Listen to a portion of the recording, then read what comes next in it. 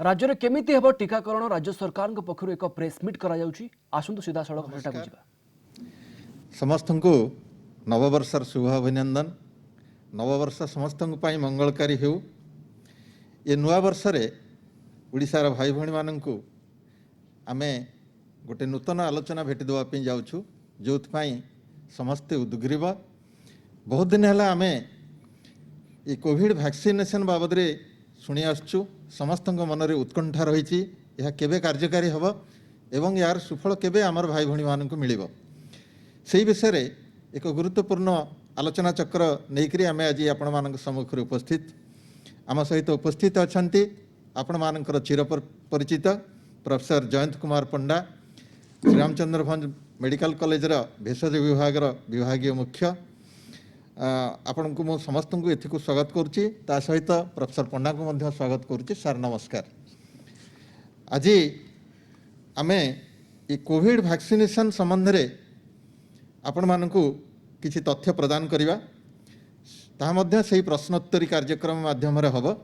जहाँ जनसाधारण भितरु साधारण प्रश्न सब आसीछि ताकू नेइकरी आज आमर प्रश्नोत्तरी कार्यक्रम में प्रस्तुत करिछु। मोर विश्वास आपण माने याकू ठीक भाव में उपभोग करेंगे। आम आसवा प्रथम प्रश्न को।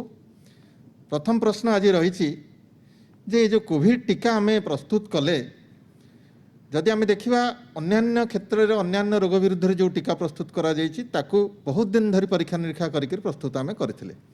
किंतु ये कोविड टीका खूब कम दिन भितर प्रस्तुत करा जायछि। एठी जनसाधारण प्रश्न करुचंदी जे ये टीका इतने कम दिन भितर प्रस्तुत करा जायथिवर यह प्रकृत में निरापद और फलप्रद हम कि सारे यार उत्तर टिके दयाकर देवे। आम जाचे जेकोसी टीका बा औषध देश में प्रस्तुत हुए ताहा drug controller general of India और रेगुलेटरी अथॉरिटी द्वारा पुंखानुपुंख भाव में परीक्षा निरीक्षा होला परे तार अनुमति प्रदान करा जाय थाए। जेहेतु गत पाखापाखि 10 मास धरी टीकार परीक्षा चली विभिन्न पर्यायर ताहा उत्तीर्ण होईची और व्यवहार पाई उपयोगी होईची। आपण निश्चित न रहंतु यह निश्चित भाव में निरापद और फलप्रद। वर्तमान आम आसवा द्वितीय प्रश्न को जे ये टीका नवा बाबद आम शुणुचे जे प्रथम पर्यायर किसी लोक दिज्व तापर परवर्ती पर्यायर आउ किसी लोक दिज्व एमती एमती भाव में आम संपूर्ण जनसाधारण को टीका देवार व्यवस्था करवा। तेज गोटे बड़ प्रश्न आसुची जे ये टीका समस्त बाध्यतामूलक कि यही जो टीका बाध्यतामूलक नुहे यह इच्छाधीन। किंतु आमे जदि निजको संक्रमण रक्षा करने को चाहिए और समाज रे कोविड संक्रमण को रोकवा को प्रयास करने को चाहिए निहाती भाव में आम टीका नवा उचित। कहीं केवल निजको नुहे समस्त को ताहा साहाय्य करिवो। वर्तमान आम जा आमर तृतीय प्रश्न को जे ये टीका समस्त को एक समय दबार व्यवस्था सरकार करचंती ना नहीं पर्यायक्रमे दबा। यह पर्यायक्रमे दबार व्यवस्था होती कहीं जो मैंने सीधा सड़क भूताणुर संस्पर्श में आसुचंती और जो मानू चिकित्सा कला समय ट्रांसमिटेड हबार रिस्क बेसी थाए बा जो मानकर शारीरिक बा स्वास्थ्यगत समस्या थाए से मानू प्रथम पर्यायर टीका देवार व्यवस्था करा जायछि। जो हेल्थ केयर वर्कर्स आउ वयस्क लोक तथा कोविड वॉरियर्स एमानक परे पर्यायक्रमे अन्य माने एई टीका नेबे और ता द्वारा बेसी आक्रांत हबार संभावना थिबा लोकंकर आमे प्रथमे सुरक्षित कर सारा परे समस्त को दबार व्यवस्था करि परिबा। ये गोटे कथा अपन सार कहले जे जो माने स्वास्थ्यकर्मी जो माने कि रोगी प्रत्यक्ष संस्पर्श आसुचंती सेमानक प्रथम पर्यायर टीका देवार व्यवस्था करा जायछि। अनेक स्वास्थ्यकर्मी प्रश्न करुचंती केवल से स्वास्थ्यकर्मी मानक दिज्व प्रथम पर्यायर ना नहीं तांकर परिवार वर्ग को अंतर्भुक्त कराई। परिवार वर्ग को आम अंतर्भुक्त करें कहीं जेहेतु से इन्फेक्शन चांसेस बेसी से स्वास्थ्यकर्मी माने डाक्तर दीदी आउ जो माने कि सम्मुख योद्धा से चांसेस बेसी प्रथमे से सुरक्षित कला परे तांको परिवार सुरक्षा योजना करा जाय परिबो। अच्छा एबे गोटे प्रश्न सार आसुची जे वर्तमान सुधा अनेक गुड़िए टीकार ना आम शुणुचु कोविड विरुद्ध रे अनेक गुड़िए टीका मध्य उपलब्ध हो सारे तेबे आमर जो टीका दिज्व ଯେ କେଉଁ ଟିକାଟି ଆମେ ନିର୍ଦ୍ଦିଷ୍ଟ ଭାବରେ ଆମ ଦେଶରେ ବା ଆମ ରାଜ୍ୟରେ ବ୍ୟବହାର କରୁଛେ ସେଇଟା କେମିତି ସ୍ଥିର କରାଯାଇଛି?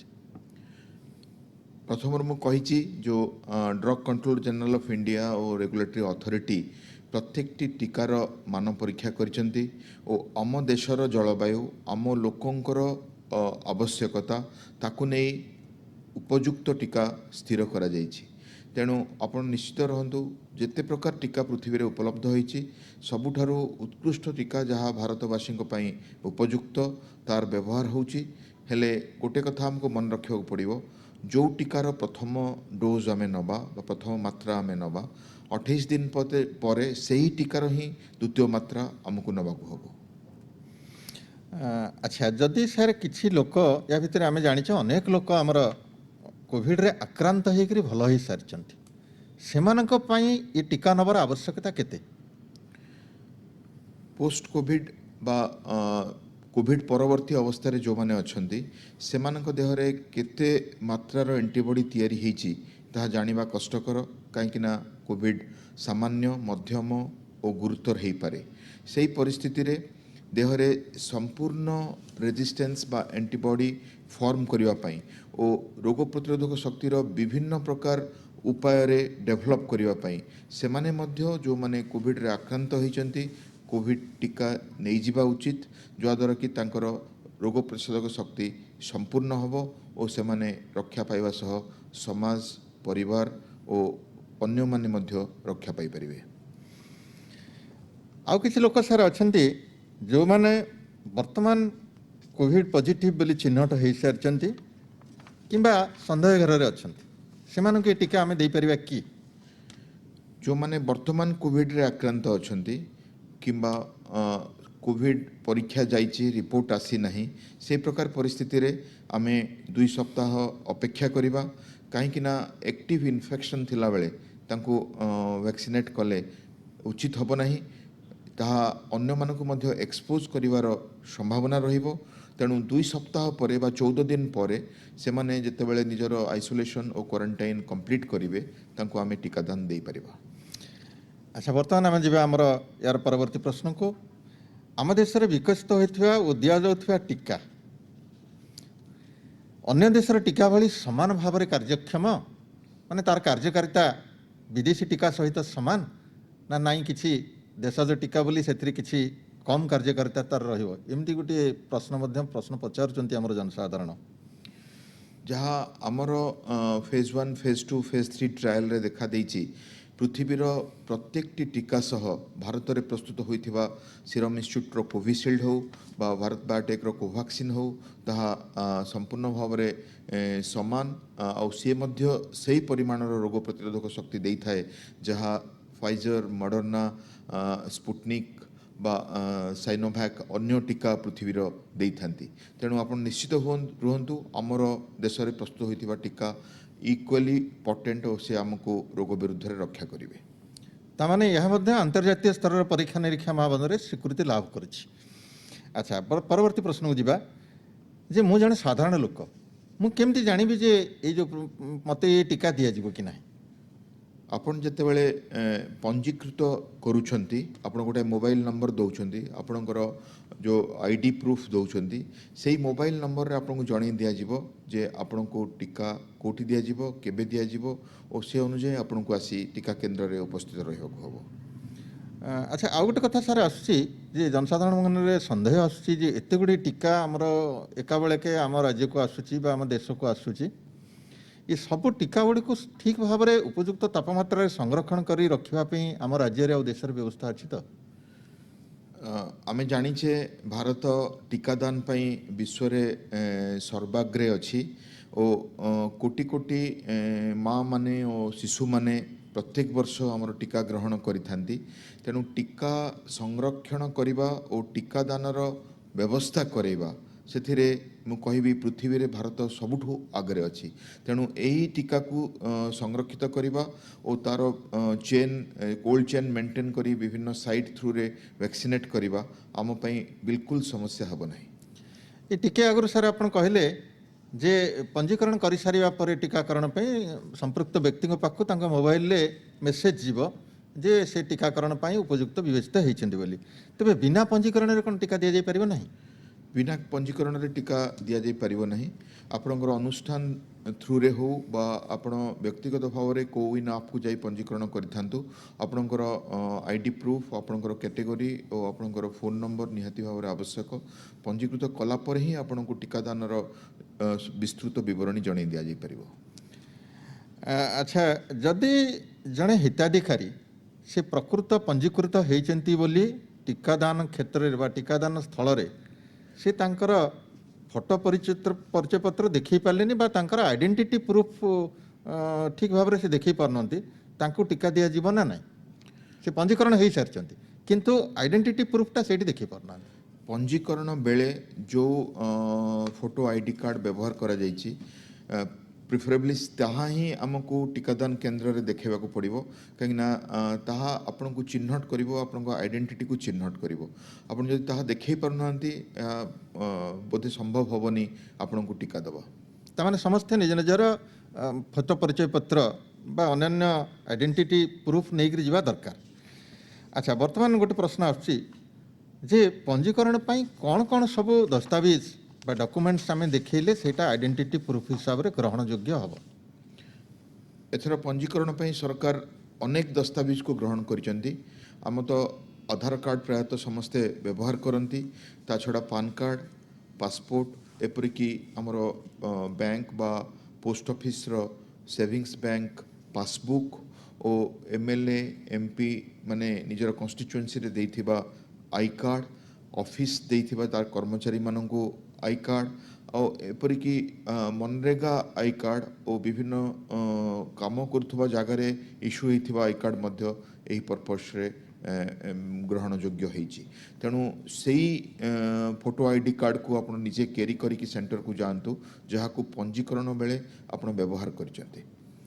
ଆଚ୍ଛା, ଟିକାକରଣ ସ୍ଥାନରେ ଆମକୁ କିଛି ସ୍ୱତନ୍ତ୍ର ପ୍ରତିଷେଧକ ବ୍ୟବସ୍ଥା ଗ୍ରହଣ କରିବାର ଆବଶ୍ୟକତା ଅଛି ନା ନାହିଁ? ଏମିତି ସାଧାରଣ ଭାବରେ ଯାଇକରି ଟିକା ନେଲେ ବି ଚଳିବ? ଆମେ ଯାହା ସବୁବେଳେ ବ୍ୟବହାର କରୁଛେ ଯେଉଁ ପ୍ରତିଷେଧକ ବ୍ୟବସ୍ଥା, ଯେମିତିକି ମାସ୍କ ପିନ୍ଧିବା, ସାମାଜିକ ଦୂରତା ରକ୍ଷା କରିବା, ହାତ ସାନିଟାଇଜ୍ କରିବା, ତାକୁ ନିହାତି ଭାବରେ ଟିକାକରଣ କେନ୍ଦ୍ରରେ ମଧ୍ୟ ଆମେ ବ୍ୟବହାର କରିବା ଓ ଟିକା ନେବା ପରେ ମଧ୍ୟ ବ୍ୟବହାର କରିବା। ଟିକାକରଣ କେନ୍ଦ୍ରକୁ ସାର୍ ଥରକେ କେତେ ଜଣ ଯାଇପାରିବେ? ମାନେ କେତେ ଜଣଙ୍କ ପାଇଁ ସେଠି ବସିବାର ବା ଯାଇକରି ସେ ଘରକୁ ପ୍ରବେଶ କରିବାର ସୁବିଧା ରହିଛି?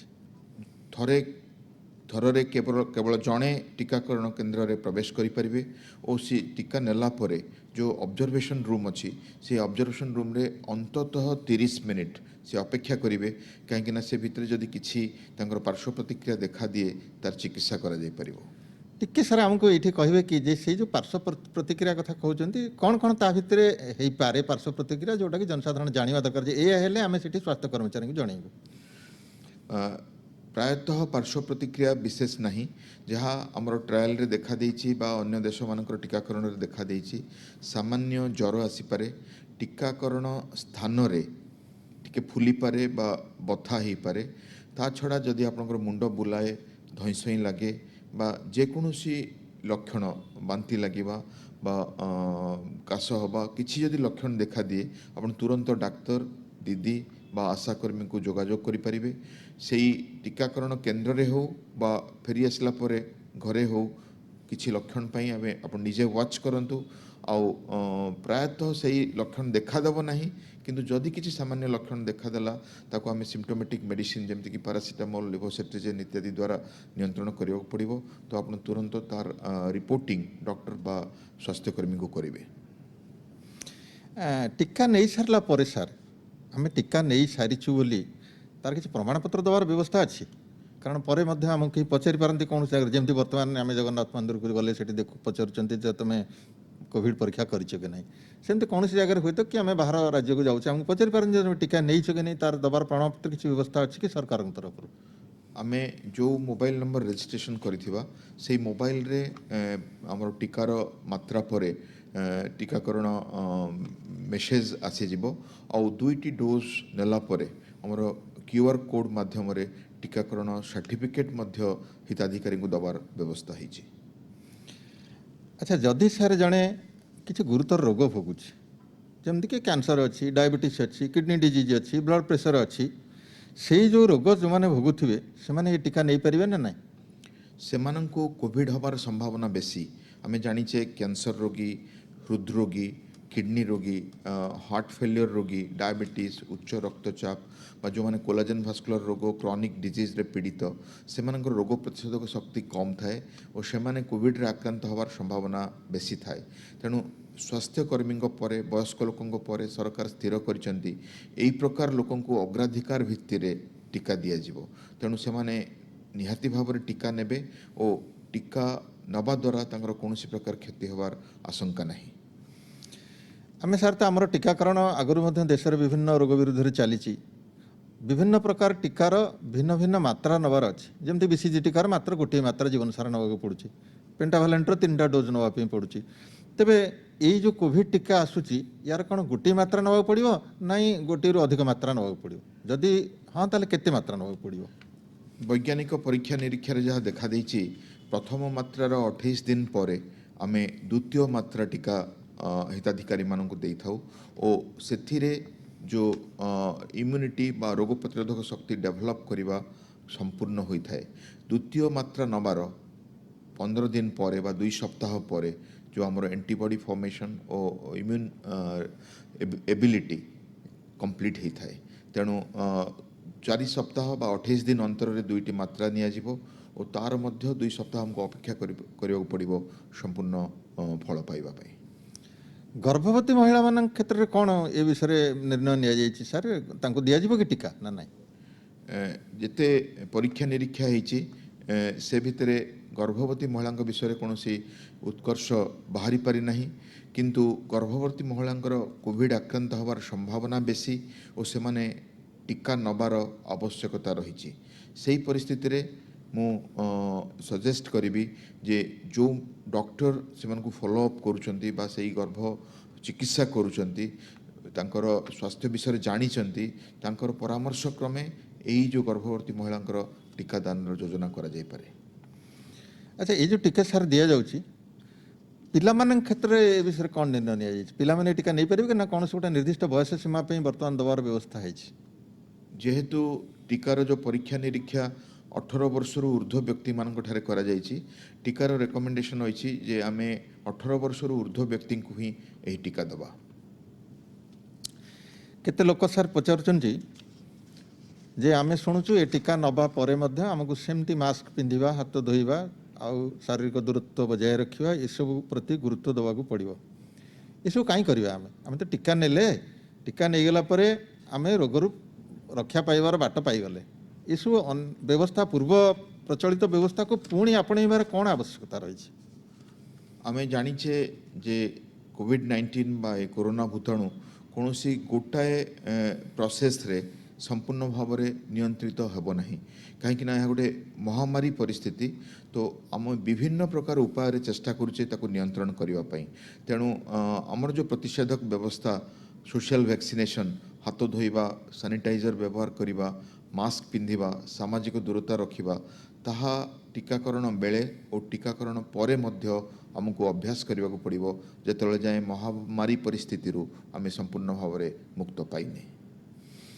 ଏ ନିକଟ ଅତୀତରେ ସାର୍ ଆମେ ଶୁଣିଲୁ ଯେ ବ୍ରିଟେନରୁ ଗୋଟେ ନୂଆ ଷ୍ଟ୍ରେନ୍ର ଭାଇରସ୍, ଗୋଟେ ନୂଆ ପ୍ରଜାତିର ଭାଇରସ୍, ଏ କୋଭିଡ଼ ଭାଇରସ୍ ବିଭିନ୍ନ ଆଡ଼କୁ ଯାଇଛି।